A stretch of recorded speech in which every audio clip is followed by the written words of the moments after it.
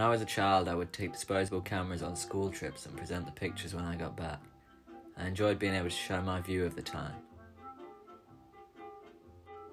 As I got older and left primary school, my main interest became history. I intended to go to university to study a history BA, but realised it would be more exciting to combine my early enjoyment of photography with the subject of history. I decided to go to college and study my BA in photography. My BA was the first time I'd ever worked academically with the medium. I realised I could develop my style and apply it to any situation. This meant I could tell any kind of story through my way of seeing. I won the highly commendable award in photography at the Young Creative Awards, and also got my photography shown alongside Magnum photographers in London. After graduating, I became staff photographer at the Rushcliffe Golf Club. I was given free rein to shoot all around the course and club. I helped to modernise the 100-year-old club and played a big part in it being awarded Best Golf Club in the East Midlands for the past 2 years running.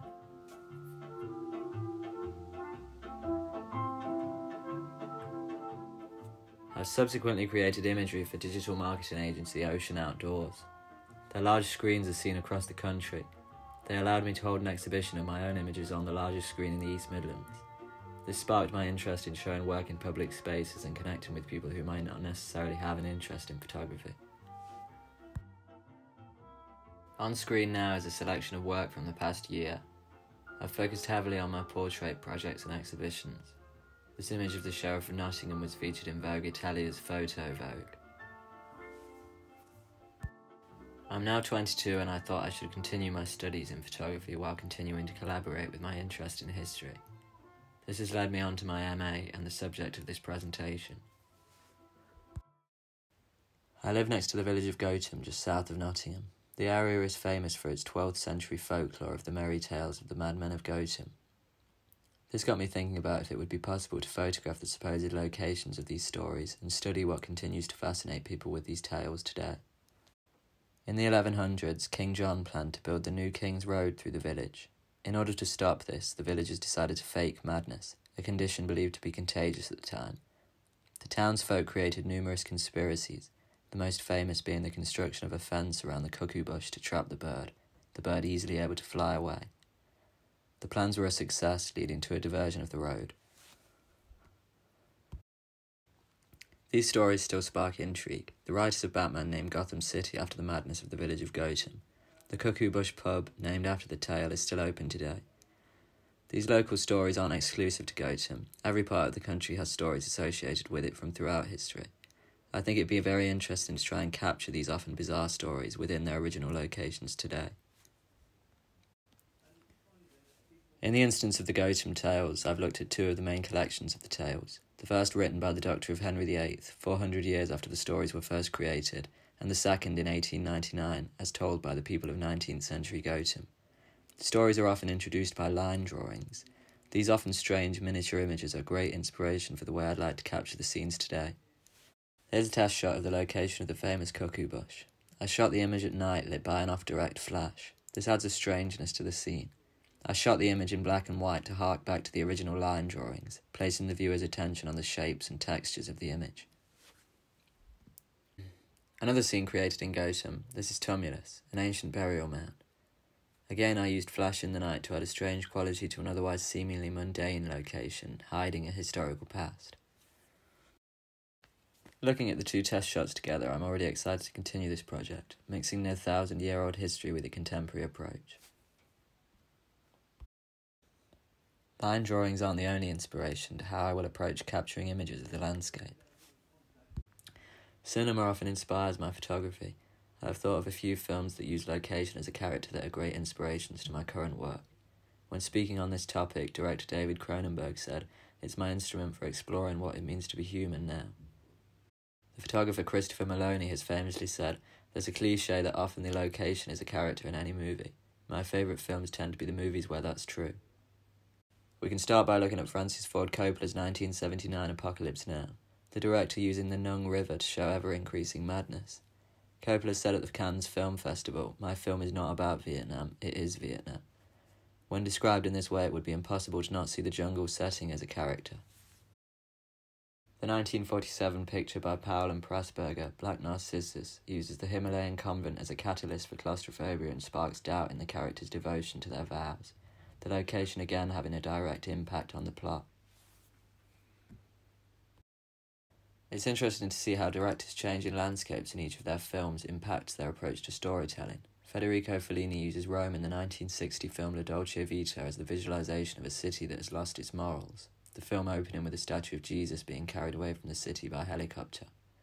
We can compare this use of landscape with Fellini's earlier 1953 picture, I Vitelloni. Set in the director's hometown, this setting presents a much quieter story on its idle townsfolk, hence the film's title. Sergio Leone uses the American West as a representation of greed in his 1968 film Once Upon a Time in the West, showing the fast-expanding railroad as a symbol of manifest destiny. All of the films examined would have differed greatly had they been set elsewhere or had the same location been portrayed in a different way. These films are big influences on how I aim to use landscape to tell my stories. While on the subject of cinema, it's interesting to compare the use of freeze frames to my use of flash. David Campany said, "No image seems more immobile than the freeze frame. Dramatized by movement, it is a species of still image that exists only in cinema. For all their variety, what is most striking about freeze frames is that we cannot help but read them as photographs."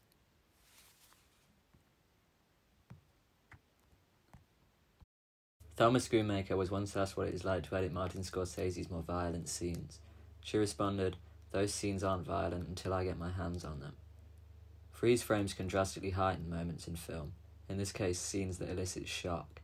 By turning them into photographs we can't help but see on screen for extended periods of time. The violence in this case becomes unavoidable.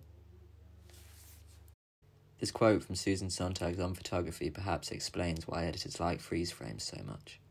Almost an escape from the stream of images. I feel the flash too has this effect in a sequence of photographs. Each image becomes more punchy, less a seamless flow of naturally lit photographs. John Berger also summed up the unique power of photography in his book Ways of Seeing, the quote on screen now describing how photographers can use its supposed limitations to enhance moments in ways that motion pictures cannot, capturing a slice of the moment rather than an extended period. Of course, I gain a great deal of inspiration from my own medium of photography. Two photographers I've recently discovered have a style that I feel fits well with my current direction. Matthew Ginatempo and Laura Shipley managed to capture scenes that have a strange yet very contemporary quality to them. Continuing to study their work will aid my project as it develops. The portrait photographers that I have always admired are also still a source of inspiration to me. Even though their subject matter differs to my current landscape project, their ability to tell stories through the pictures is impressive. Richard Avedon's In the American West is a great example of leaving information out of the frame. Avedon manages to capture the mood and personality of the area without even showing the American West. Avedon utilised white negative space in his paper sheet backdrops, while I will use the black of the night as my negative space. Another photographer whose style and approach can be compared to my current work is Ouija the Famous. Shooting at night and lighting with flash, Ouija was one of the earliest photographers to deliberately use harsh flash to add energy to a scene. Offering capturing scenes after the event had taken place, this method of capturing a moment after it has already happened is something I am trying to do in my work. Writing in The New Yorker, Thomas Malone said, "The killing that's taken place is merely the Big Bang. The faces, each a vivid record of the ripple effect of crime, become the real drama." Ouija manages to tell the story after the event. He is unable to capture the moment and so approaches the subject in a different way. This is very relevant to how I'll need to capture my stories, the events of those happening nearly 1,000 years ago. My interest in landscape is as important as my interest in cinema, photography and history in making this work possible. Jackie Bowering wrote her 2018 book Melancholy and the Landscape and set out how to find out how emotions and memories could be reflected by the world around her. It's an interesting way of thinking that links closely to how I will show the landscape in my work. Through this presentation, I've shown my journey so far in photography, my source of inspiration including cinema and the way landscape is used as a character, history including the importance of folklore in Britain, photography and those who influence my way of shooting, and of course the landscape itself as a subject in these tales. In conclusion, I aim to create a contemporary telling of the 1,000-year-old tales of Gotham through combining my knowledge of lighting and interest in cinematic storytelling with my continued research into history, folklore and landscape.